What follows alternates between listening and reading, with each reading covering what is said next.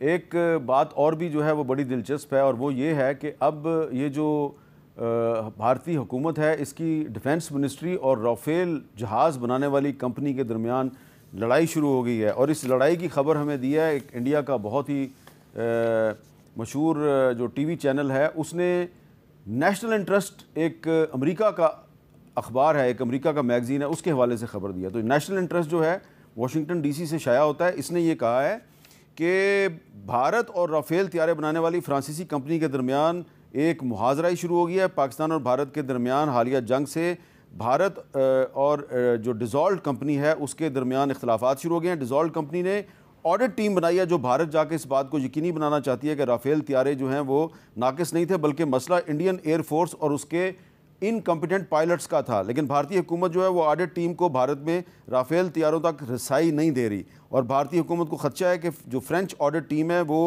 तैयारों की नाकामी का सारा मलबा पायलट्स की इनकम्पिटेंस पे डाल देगी। और अब एक और जो बात मैं निसार जट साहब आपको बताना चाहता हूँ कि ये जो शशि थरूर साहब हैं, जिनका बज़ाहिर ताल्लुक़ अपोजिशन से है, ये इंडिया गए हैं अपनी पार्टी की क़यादत की मर्ज़ी के ख़िलाफ़। इनकी पार्टी की क़यादत ने डेलीगेशंस के लिए 4 नाम दिए थे, 4 में से शशि थरूर साहब का नाम नहीं था, तो मोदी साहब ने इनका नाम स्पेशली शामिल करवाया है। तो आपको नहीं लग रहा कि मोदी साहब ने ये जो डेलीगेशन बाहर भेजे हैं, इसका मकसद भी इंडिया की जो अपोजिशन की पार्टियां हैं उनको आपस में लड़ाना है? क्योंकि और भी जो पार्टियां हैं उसमें भी इन्होंने इस तरह किया है। जो तृणमूल कांग्रेस है उसके भी जो एमपीज़ को नॉमिनेट किया गया था, उनकी बजाय किसी और का नाम डाला गया, तो तृणमूल कांग्रेस ने इन डेलीगेशंस का बायकॉट कर दिया। आप इस पर क्या कहेंगे? मीर साहब, हमारा नाम भी लड़ाई के लिए डाल देते तो चले, कोई ना कोई पाकिस्तान का कोई नाम रह जाता, अपोजिशन का नाम रह जाता। चले, उन्होंने नाम तो डाला, चले उनकी लड़ाई है तो आपस में वो कन्वेंस कर लेंगे। मैं समझता हूँ मीर साहब, अभी तक ये जितनी भी एक्सरसाइज हुई है, हम इंडिया के इस महाजराई को समझ नहीं पाए हैं कि इंडिया ने एकदम से क्या ऐसा हुआ कि जो हम पर हमला करना शुरू कर दिया। पहलगाम तो बिल्कुल एक जो है वो अपना जो है वो तो एक बहाना है। क्या ऐसी वजह है कि अचानक से पाकिस्तान के ऊपर हमला आवर होना शुरू हो गए और हम पर अटैक कर दिया? और आपकी इतला के लिए अर्ज़ है कि अभी रणधीर जसवाल जो हैं तर्जुमान वजारत ख़ारजा, जिन्होंने जो रात को प्राइम मिनिस्टर शहबाज शरीफ साहब ने आज़रबाईजान में जो स्पीच की है, उन्होंने उसे मुस्तरद कर दिया और उन्होंने कहा जी दहशतगर्दी और डायलॉग एक साथ नहीं चल सकते। हमें अब इसको समझना होगा, ये सिर्फ मुसलमान को हिंदू करना ये मकसद नहीं है। पाकिस्तान के बलूचिस्तान के ऊपर कब्ज़ा करना, कश्मीर के ऊपर कब्ज़ा करना, ये उनका टारगेट है, और इसके साथ साथ पानी पे कब्ज़ा करना। हम बेस लाइन को टच ही नहीं कर रहे, इस वजह को टच ही नहीं कर रहे। एक मोटी सी बात कि जी उन्होंने पहलगाम वाक़या हुआ और उन्होंने हम पर हमला कर दिया, और हमला करने के बाद जो है हमने जवाब दे दिया, और जवाब दे दिया, हम कामयाब हो गए, और हम इस खुशफहमी में कि जी हम अपना मुकदमा दुनिया के सामने लेकर जाएंगे और कामयाब होंगे। नहीं, डॉक्टर मुसद्दिक मलिक साहब कह रहे थे मोदी बेचारा, मैं उसे बेचारा नहीं कहूँगा, मैं उसको हराम का कहूँगा। वो हराम का है, उसके डंग से आपने बचना है।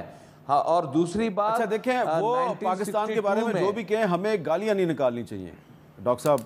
गाली से गुरेज करना चाहिए। दुश्मन है, चले दांत तोड़ेंगे हम उसका गुरूर खाक में मिलाएंगे, लेकिन गाली गलौज से हमें गुरेज करना चाहिए। जी बेहतर, वो ठीक हो गया जी। अब चलें, आप कहते हैं तो मैं थोड़ा माजरत कर लेता हूँ। बहुत शुक्रिया। नहीं, माजरत ना करें, बस आइंदा से गुरेज करें। हमारा जो गुस्सा है, माजरत ना करें, हमारा आइंदा से गुरेज करें। हाँ जी। दूसरी बात मीर साहब, मैं आपको एक बात बताता चलूँ। 1962 में हमें एक बड़ी अच्छी एक ऑफर थी कि जी हम कश्मीर में दाखिल हों, जबकि जुल्फ़िकार अली भुट्टो साहब ये चाहते थे, और फील्ड मार्शल जो है अयूब खान, उन्होंने जॉन ऑफ कैनेडी की बात को जो है वो रिकग्नाइज कर दिया, और हम इस बात को डायलॉग की तरफ ले गए, और आज तक उस डायलॉग का हम वेट करते रहे। मैं इस हुकूमत से ये कहूँगा, आज हम इस दौरानिए पे खड़े, हम दोबारा ट्रंप पे ट्रस्ट करके बैठे हुए कि ट्रंप हमारा मसला हल करवाएगा।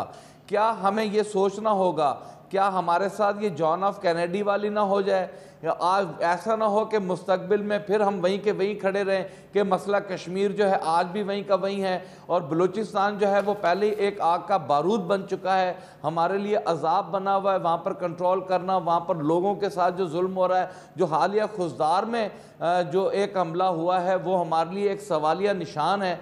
तो मेरा ख्याल है कि इस सारी एक्सरसाइज में हमें उस बात को पकड़ना चाहिए कि ये सिर्फ आरएसएस माइंड है, मोदी क्या चाहता है और मोदी क्यों ये सारी हरकतें कर रहा है। क्या मोदी के लिए इतना आसान है कि वो पाकिस्तान पे आके कब्जा कर लेगा? ये तो उसकी खुशफहमी को तो मैं खुशफहमी समझ सकता हूँ। दूसरी बात, मैं आपको एक और गुड न्यूज़ देता हूँ कि इनकी पार्टी अपना इंडिया ने स्टील जहाज बनाने के लिए एक जो है वो मंजूरी दी है पार्लियामेंट में कि अब हम स्टील जहाज बनाएंगे, और पूरी दुनिया से उन्होंने रुजू किया है कि जो अपनी एक्सपर्टीज़ है वो हमें दें। तो अल्हम्दुलिल्लाह अभी तक उन्हें किसी ने जवाब नहीं दिया, अभी तक उन्हें किसी ने रिकग्नाइज नहीं किया और ना ही किसी ने उनको मुंह लगाया है। ये बहुत अच्छा है, गोल्डन चांस है पाकिस्तान के पास। पाकिस्तान को चाहिए कि उस बेस लाइन को पकड़ के अपना मुकदमा लड़ें। कश्मीर और बलूचिस्तान में जो हमारा एक इंतहाई कदम बनता है हम उसे अवेल करें, और अवेल करने के बाद हम उसके ऊपर काम करें और काम करके हम अपना टारगेट हासिल करें। चलें, आपने कहा कि उसको हराम का ना कहें, दहशतगर्द तो मोदी को मैं कह सकता हूँ, तो वो भी नहीं कह सकता। ये आपने सही कहा, दहशतगर्द है, उसने खित्ते में अमन का बेड़ा गर्क किया हुआ है, और उसकी पार्टी भी दहशतगर्द है, उसकी पार्टी भी दहशतगर्द है। और हम ये कहते हैं कि हम तमाम इंडियंस को दहशतगर्द नहीं कह रहे, हम तमाम हिंदुओं को दहशतगर्द नहीं कह रहे, हम सिर्फ आरएसएस और बीजेपी वालों को दहशतगर्द नहीं, हम मोदी और मोदी के माइंडसेट को दहशतगर्द। बिल्कुल ठीक है।